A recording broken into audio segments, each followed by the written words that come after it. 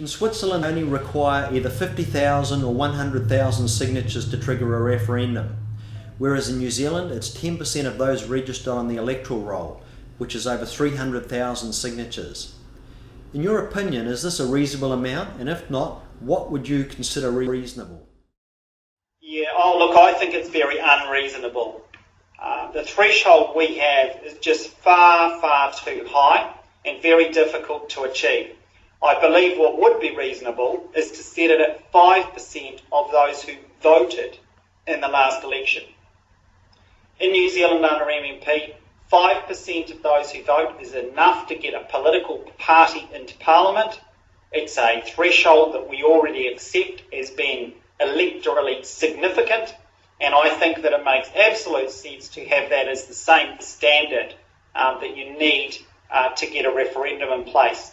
So if it's good enough to get a party into Parliament, that number of people, I think it's also good enough to get a referendum before the people of the country. Well, I think the 10% is far too high. Collecting what in effect amounts to about 400,000 signatures in our current population is way too high.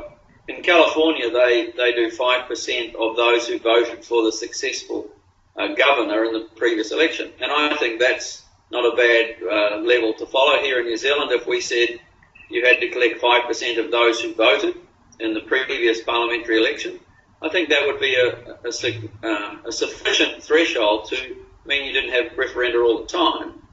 There was a test that there was still reasonable support for it across the country without it being too onerous. The New Zealand amount is not reasonable, and it was decided at that threshold of 10% by the anti-referendum people in the National Party at the time this policy was drafted. That is, we proposed, the pro-referendum people, and there were only a handful of us, but we did get our way to get it into the manifesto, and it became reality.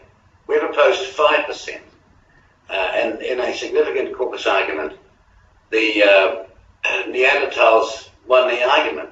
That's why it's 10. And sadly, 10 is an enormous number to get, and an expensive number to get.